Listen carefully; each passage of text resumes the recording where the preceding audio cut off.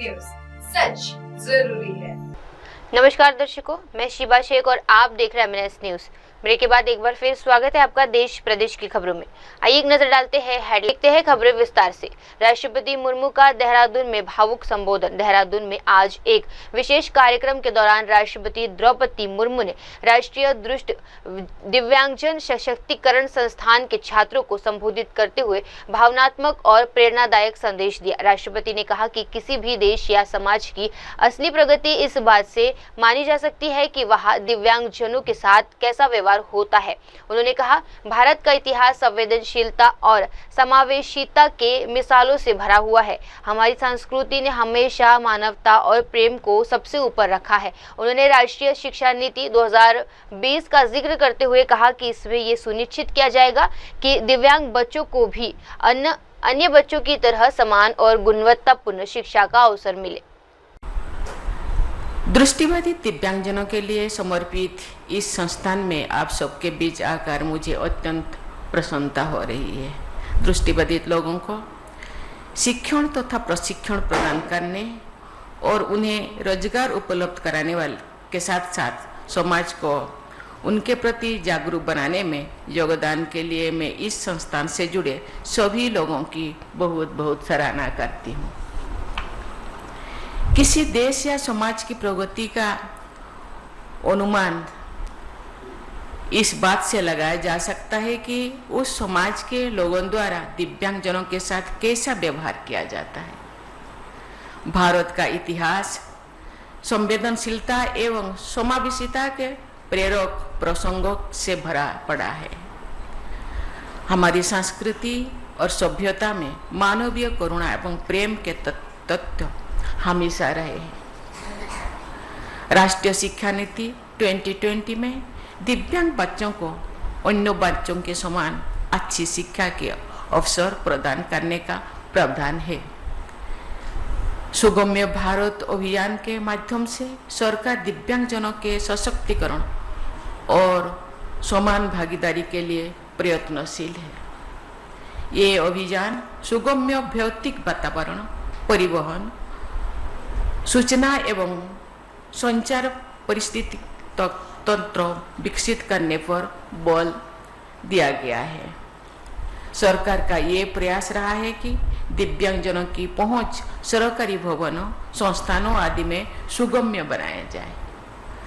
राष्ट्रपति भवन द्वारा भी दिव्यांगजनों के हित में अनेक कदम उठाया जा रहा है। उनको ये जानकर प्रसन्नता होती है कि राष्ट्रपति भवन परिसर में एक ऐसा कैफे है जिसे दिव्यांग बच्चे चलाते हैं। इसी वर्ष मार्च महीने में दिव्यांगजनों की प्रतिभा, उपलब्धियों और आकांक्षाओं का उत्सव मनाने के लिए राष्ट्रपति भवन के अमृत उद्यान में पर्पल फेस्ट का आयोजन किया गया था। उस आयोजन का उद्देश्य विभिन्न विकलांगताओं और लोगों के जीवन पर पड़ने वाले उनके प्रभाव के बारे में जागरूक कराना था। आइए बढ़ते हैं अगली खबर की ओर। सीएम विकास के लिए नहीं, वोट के लिए आ रहे हैं, बोले प्रशांत किशोर। जनसुराज के संस्थापक प्रशांत किशोर ने प्रधानमंत्री नरेंद्र मोदी के राज्य दौरे पर तीखी प्रतिक्रिया दी है। उन्होंने कहा कि पीएम मोदी का ये दौरे विकास से ज्यादा भाजपा और एनडीए के लिए वोट मांगने का अभियान है। प्रशांत किशोर ने कटाक्ष करते हुए कहा, प्रधानमंत्री पहली बार नहीं आ रहे हैं, हर बार घोषणाएं होती है लेकिन जमीन पर कुछ नहीं होता। उन्होंने कहा कि मढौरा और रेल इंजन कारखाना कोई बात नहीं है, ये पहले से मौजूद है। उन्होंने ये भी सवाल उठाया कि प्रधानमंत्री को बंद पड़ी चीनी मिलें, बेरोजगारी और बिहार से हो रहे पलायन पर जवाब देना चाहिए। बिहार के लोग पिछले 10 से 12 सालों से सिर्फ वादे सुनते आ रहे हैं लेकिन बदलाव नहीं देख पा रहे हैं, उन्होंने कहा। आइए बढ़ते हैं अगली खबर की ओर।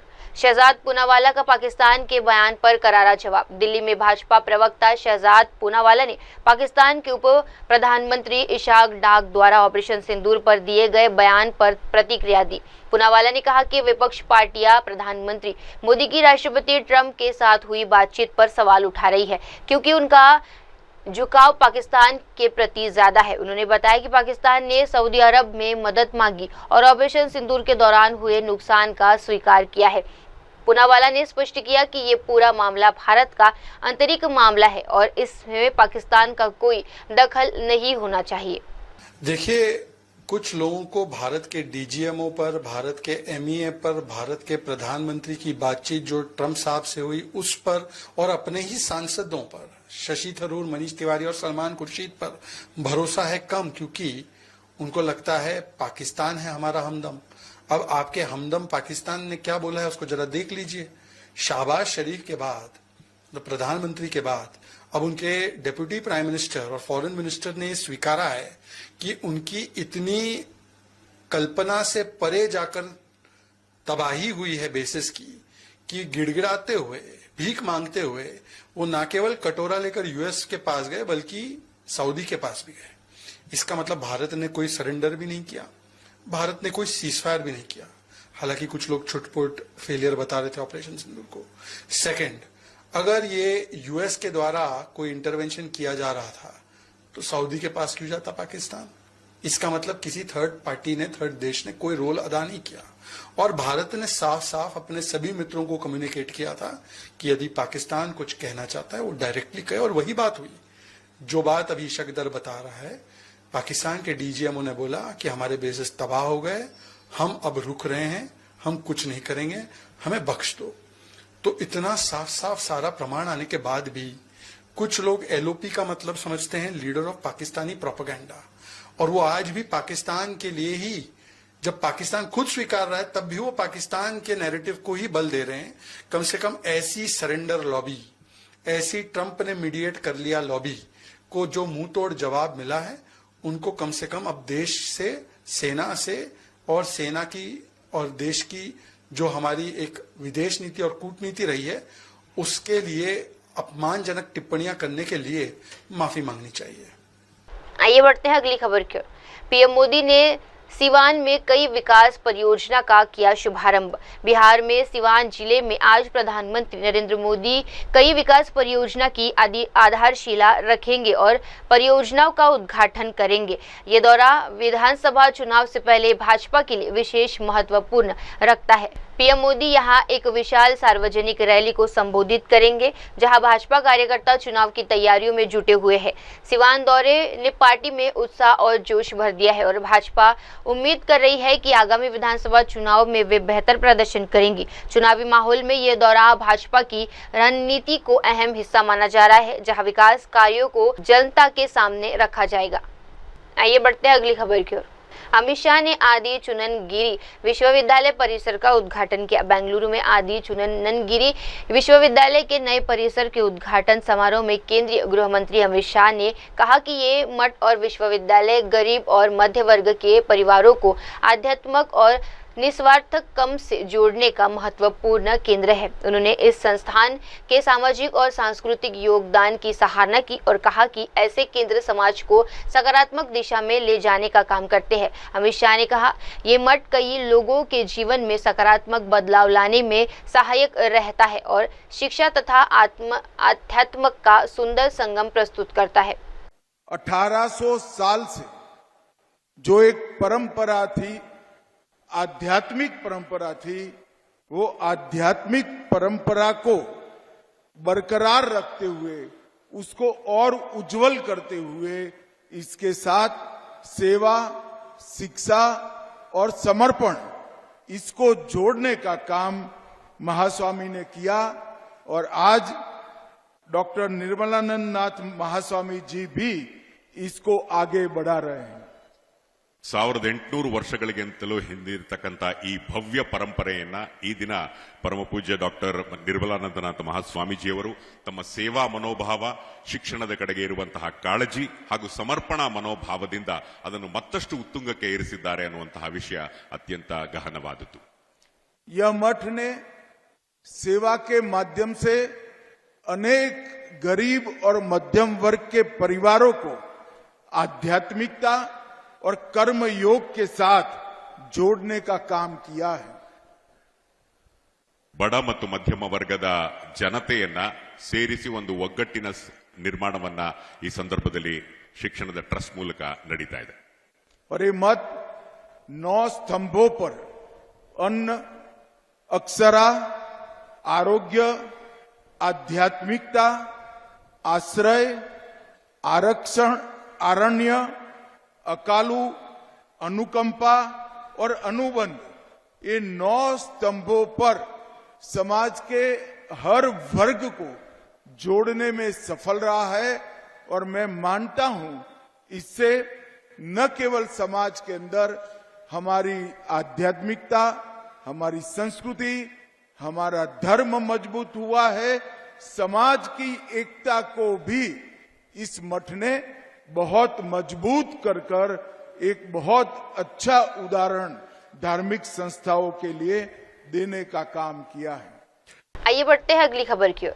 कोलकाता हाईकोर्ट ने ओबीसी सूची अधिसूचना पर अंतरिम रोक लगाई। कोलकाता उच्च न्यायालय में हाल ही में पश्चिम बंगाल की ओबीसी सूची अधिसूचना पर अंतिम रोक लगा दी गई है। इस फैसले का स्वागत करते हुए राज्य के नेता और भाजपा के वरिष्ठ नेता सुवेंदु सु अधिकारी ने टीएमसी सरकार की आलोचना की। सुवेंदु सु अधिकारी ने कहा, टीएमसी सरकार के कामकाज में कोई इरादा और कोई नीति नहीं है। वे विधानसभा को विश्वास में लेकर या संविधान का पालन करने का काम करती है।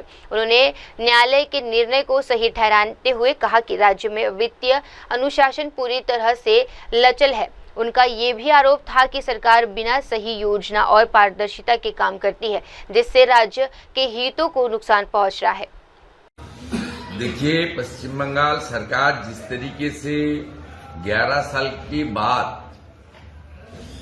ये बार बार इस तरीके से काम कर रहा है, इसमें कोई नीति भी नहीं है, नियत भी नहीं है, कोई सिस्टम नहीं है, फिनेंशियल रूल्स एंड रेगुलेशन भी नहीं है, असेंबली को कॉन्फिडेंस में लेकर कॉन्स्टिट्यूशन को मानते हुए काम तो नहीं करता। ये एक आदमी का अपने मनमर्जी के ऊपर इस तरीके से गलत डिसीजन, फिनेंशियल इनडिसिप्लिन है। इसलिए कोर्ट जो इंटरिम ऑर्डर दिया है, प्राइमरी जो इंटरिम स्टे लगाया है, इस तो कानूनी तरीके से वो लोग किया है। Legally and logically the bench is right, absolutely right. ये आज नहीं है।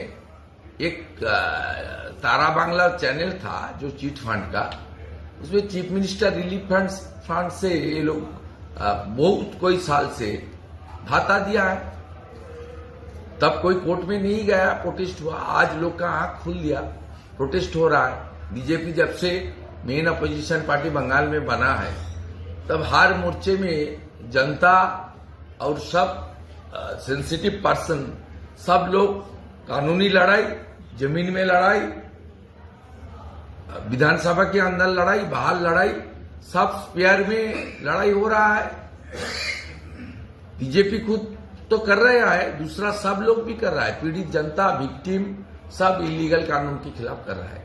ये बेआईनी था, गैर कानूनी था। इसलिए कोर्ट का फिनेंशियल जो डिसिप्लिन, जिसको रुपया देने से इसको रिटर्न टैक्स पेयर का मानी, वो कोर्ट जो इनिशियली बताया इंटरिम स्टे, ये ठीक ही है। लेकिन आप मान के चलिए, ये आगे भी टैक्स पेयर का मानी से बड़ा बड़ा लेयर लगा के आगे भी जाएगा।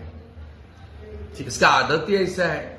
जैसे जस्टिस अभिजीत गांगुली का ऑर्डर स्वीकार करने से 2022 में 6000 लोग का नौकरी जाता है, लेकिन ये मानने के लिए तैयार नहीं है। ये चीफ मिनिस्टर यहाँ का प्राइम मिनिस्टर है। आइए बढ़ते हैं अगली खबर की ओर। सम्राट चौधरी ने पीएम मोदी का बिहार में स्वागत किया। बिहार के उप मुख्यमंत्री सम्राट चौधरी ने प्रधानमंत्री नरेंद्र मोदी का सिवान में भव्य स्वागत करते हुए उनका धन्यवाद किया। उन्होंने कहा कि पीएम मोदी नामी गंगे योजना के तहत सिवान में 6000 करोड़ रुपए की परियोजनाओं का शिलान्यास और उद्घाटन कर रहे हैं, जो बिहार के विकास के लिए महत्वपूर्ण है। सम्राट चौधरी ने कहा, प्रधानमंत्री मोदी, आप बिहार आते हैं, जब भी आप आते हैं बिहार को नई सौगात मिलती है। बिहार आपके आगमन का बेसब्री से इंतजार करता रहता है। पिछली बार आप आए थे और बिहार के बिजली के सेक्टर में नवीनगर हो या रोड का सेक्टर हो, पटना से सासाराम के सड़कों का शिलान्यास करने का काम किया था। और आज हम धन्यवाद देना चाहते हैं प्रधानमंत्री जी को फिर से, मां गंगा को साफ करने के लिए जो नगर विकास नमामि गंगा के माध्यम से लगभग 6,000 करोड़ की योजना यहां से शिलान्यास और उद्घाटन करने वाले हैं। इसलिए प्रधानमंत्री जी को विशेष तौर पर धन्यवाद देना चाहता हूं कि बिहार इसी तरह आते रहिए और जब जब आप आते हैं तो बिहार को सौगात देने का काम करते हैं और बिहार इंतजार भी करता है। लाखों की संख्या में लोग आते हैं और सब इंतजार करते हैं कि प्रधानमंत्री जी क्या देने वाले। इसलिए जितनी बार आपने आया है उतनी बार हम लोगों को लाख करोड़ से अधिक का राशि देने का काम किया है।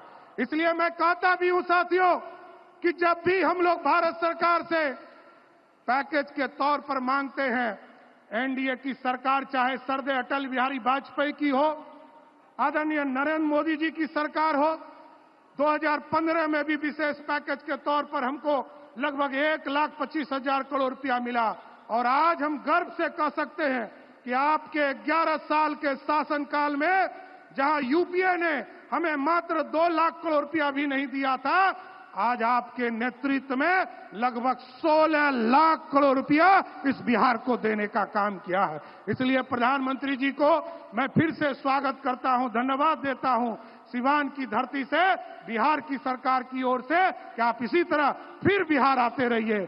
आइए बढ़ते हैं अगली खबर की ओर। सिवान में पीएम मोदी का भव्य स्वागत, सीएम नीतीश भी मौजूद। बिहार के सिवान जिले में आज प्रधानमंत्री नरेंद्र मोदी का जोरदार स्वागत हुआ। पीएम मोदी मंच पर पहुंचे तो मुख्यमंत्री नीतीश कुमार ने उनका गर्मजोशी से स्वागत किया। ये दृश्य राजनीतिक रूप से भी महत्वपूर्ण रहा क्योंकि दोनों नेता लंबे समय के बाद एक मंच पर नजर आए। प्रधानमंत्री ने सिवान में जल, रेल और बिजली क्षेत्र से जुड़ी कई विकास परियोजना की आधारशिला रखी और कुछ का उद्घाटन भी किया। आइए बढ़ते हैं अगली खबर की ओर। कर्नाटक में भारी बारिश से बाढ़ जैसे हालात। कर्नाटक के पश्चिम घाटों में लगातार हो रही भारी बारिश के कारण राज्य के कई हिस्सों में बाढ़ जैसे हालात बन गए हैं। रायचूर जिले में स्थिति और भी गंभीर हो गई जब प्रसिद्ध बलेश्वरम मंदिर बाढ़ में पानी में पूरी तरह जलमग्न हो गया। बाढ़ का असर यही नहीं रुका, हुवियाना हिंडली पुल जो क्षेत्र के मुख्य संपर्क मार्गों में से एक है, वे भी भारी जल प्रवाह के बीच खतरे में आ गया है। स्थानीय प्रशासन ने पुल के आसपास के इलाकों में चेतावनी जारी कर दी है और लोगों से अपील की कि वे सुरक्षित स्थानों पर चले जाएं। आपदा राहत दल एनडीआरएफ को भी तैयार रखा गया है।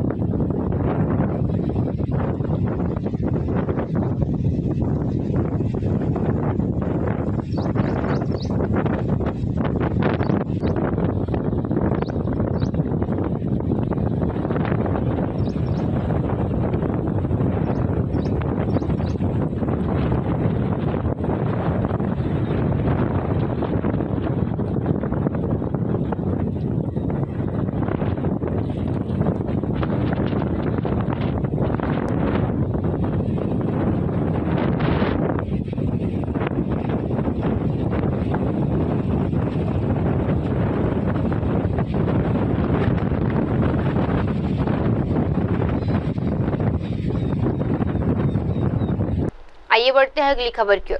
सिवान में बोले नीतीश कुमार, पहले की सरकार सिर्फ बयान देती थी। बिहार के मुख्यमंत्री नीतीश कुमार ने सिवान में प्रधानमंत्री नरेंद्र मोदी की मौजूदगी में एक जनसभा को संबोधित करते हुए पिछली सरकारों पर तीखा हमला बोला है। नीतीश कुमार ने कहा कि जब से राज्य में एनडीए की सरकार बनी है, बिहार ने तरक्की की नई दिशा पकड़ी है। उन्होंने पूर्ववर्ती सरकारों को आड़े हाथों लेते हुए कहा, पहले की सरकारों ने कुछ नहीं किया, बस बेकार की टिप्पणियां करते हैं।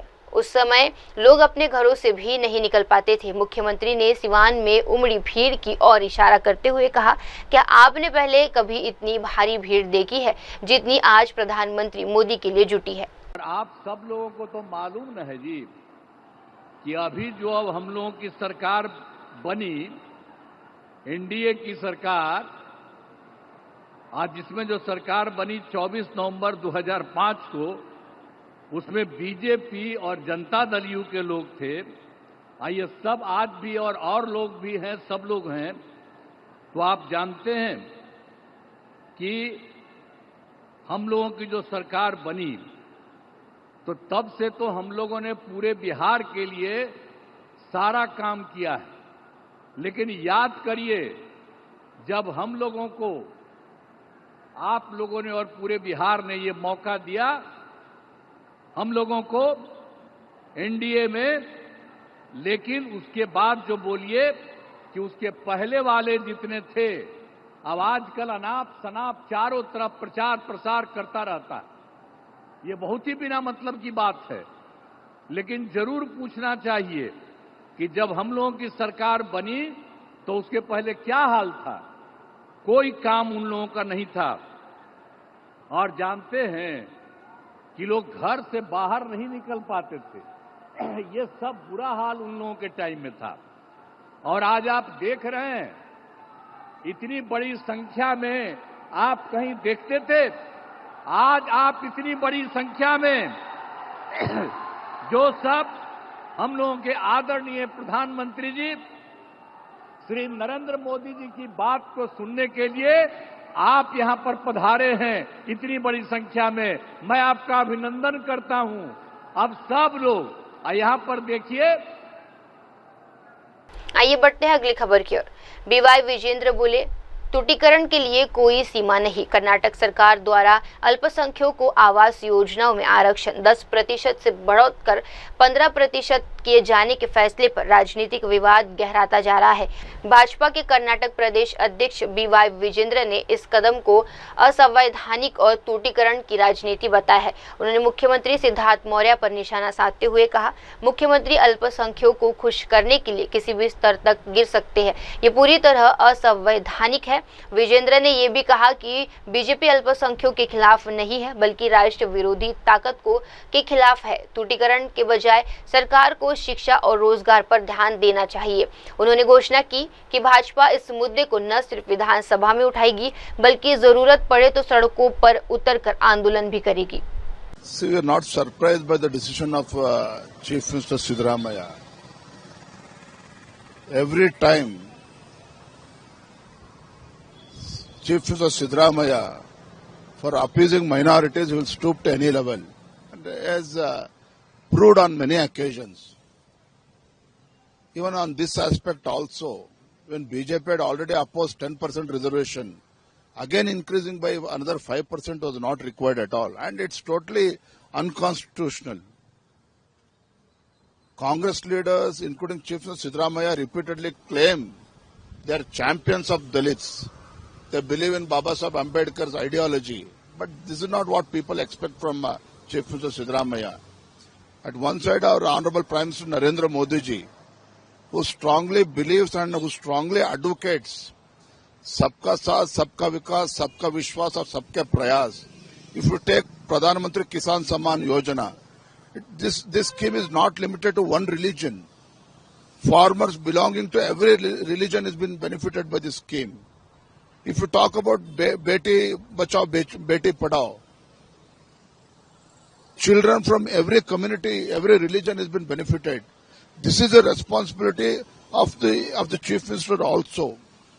Instead of doing my appeasement politics, let them stress upon education to that minorities. Let them educate people.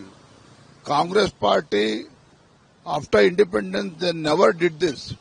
If Muslims are still below poverty line, it is only because of the Congress attitude. So I urge Chief Minister Siddaramaiah, instead of doing this dirty politics, instead of doing this divide and rule policy, let them bring out the policy which helps every religion. Why only minorities? Bharatiya Janata Party, we are not against minorities, but we are against anti-national elements, and we don't trust in this appeasement politics. Will you take up this issue, sir, in the parliament in the upcoming session? Or? We have to take up this issue in the assembly, and also we have to hit the streets also to take up this issue. आइए बढ़ते हैं अगली खबर की ओर।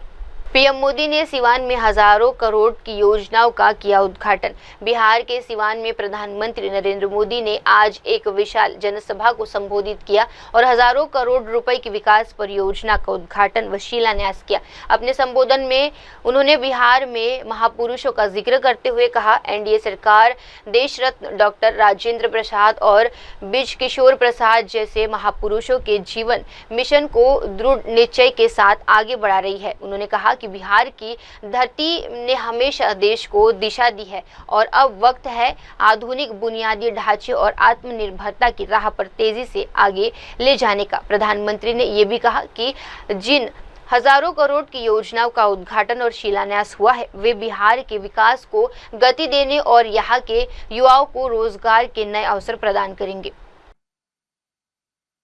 सिवान ने राजेंद्र बाबू जैसी महान संतान देश को दी। संविधान निर्माण से लेकर देश को दिशा दिखाने में राजेंद्र बाबू की बहुत बड़ी भूमिका रही। सिवान ने ब्रज किशोर प्रसाद जी जैसे महान समाज सुधारक भी देश को दिए। ब्रजबाबू ने महिला सशक्तिकरण को अपने जीवन का मकसद बनाया था। साथियों, मुझे खुशी है ऐसी ही महान आत्माओं के जीवन मिशन को एनडीए की डबल इंजन सरकार दृढ़ निश्चय के साथ आगे बढ़ा रही है। आज का ये कार्यक्रम इन्हीं प्रयासों का हिस्सा है। आज इस मंच से हजारों करोड़ रुपए की योजनाओं का शिलान्यास और लोकार्पण हुआ है। विकास की ये सारी परियोजनाएं बिहार को उज्जवल भविष्य की तरफ ले जाएगी, समृद्ध बिहार बनाएगी।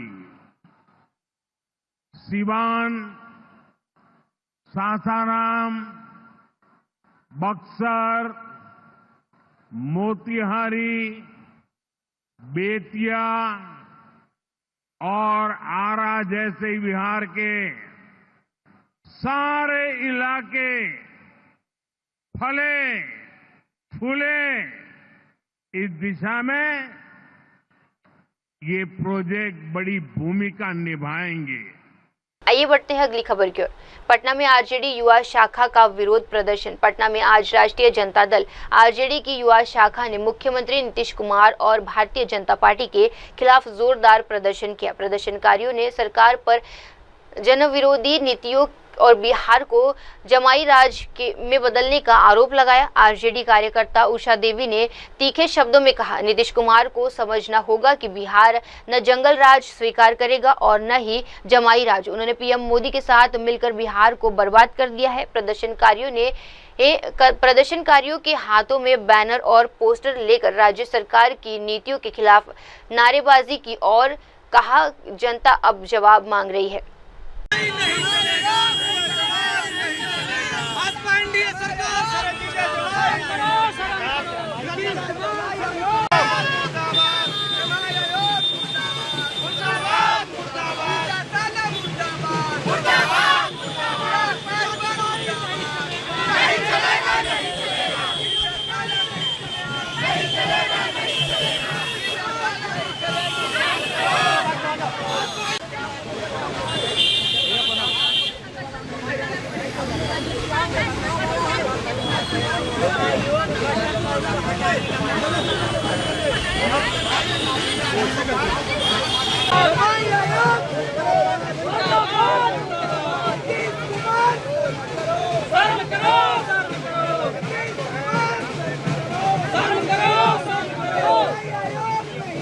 समस्या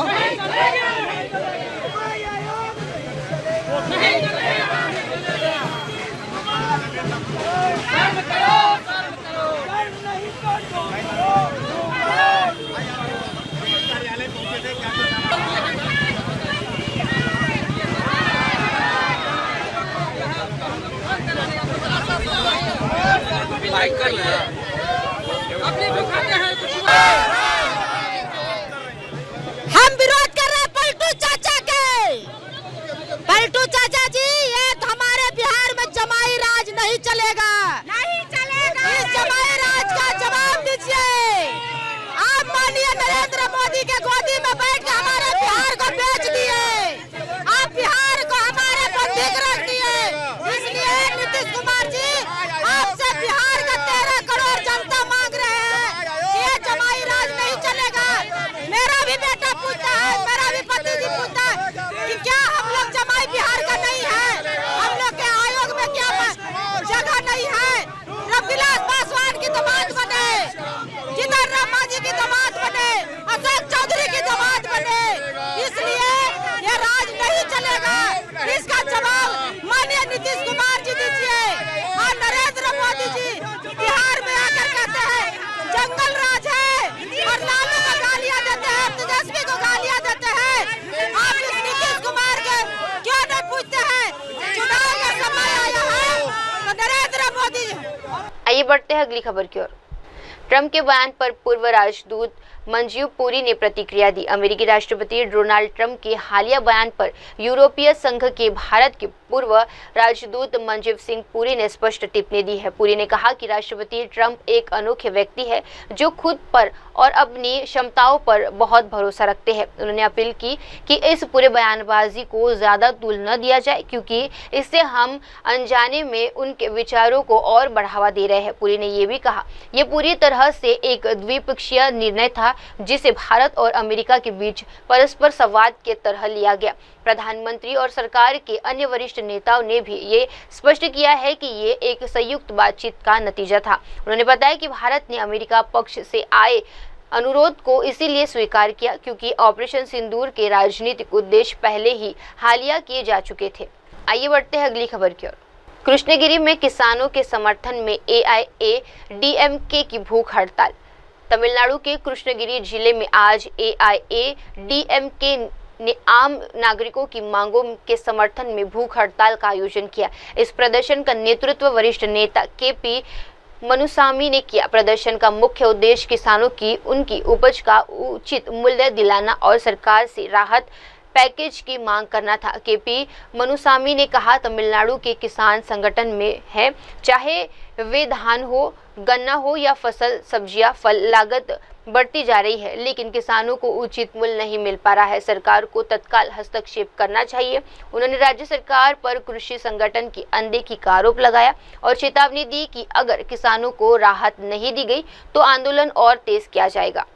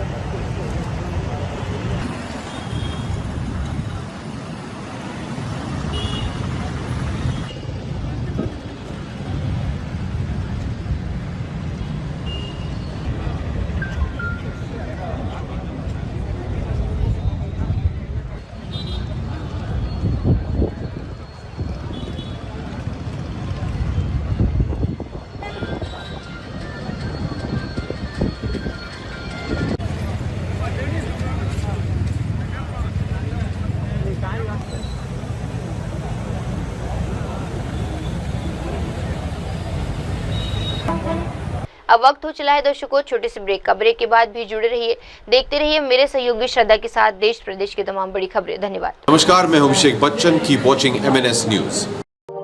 आप देख रहे हैं MNS न्यूज, सच